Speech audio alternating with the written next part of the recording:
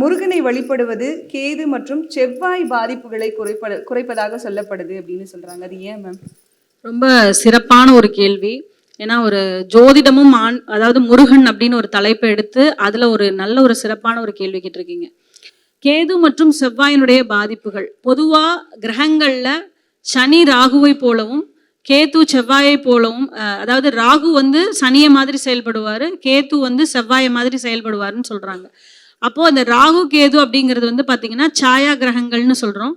இதுல வந்து நீங்க தெளிவா இன்னும் நல்ல சயின்டிஃபிக்கா போனீங்கன்னா வெட்டு புள்ளிகள் அப்படின்னு சொல்லுவாங்க. வெட்டு புள்ளிகள்னா உங்களுக்கு கிடைக்க வேண்டிய ஒரு, அதாவது பாவ புண்ணியங்களோட பலன், உங்களோட பூர்வ கர்மா என்னவோ அந்த கர்மாவினுடைய ஒரு அதாவது இதுதான் உங்களுக்கு கிடைக்கும் அப்படிங்கிற விஷயம்தான். இப்ப உதாரணத்திற்கு ஒருத்தருக்கு 2ஆம் இடத்துல கேது பகவான் உட்காந்துருக்காரு அப்படின்னா இவங்க போன பிறவியில ஃபேமிலியை நல்லாவே பார்த்துக்கல. அதனால இந்த பிறவியில ஃபேமிலிக்கு இவங்க எவ்வளவு செஞ்சாலுமே அவங்க வந்து நீ என்ன பண்ணன்னு கேட்கக்கூடிய தன்மை ஏற்படும்.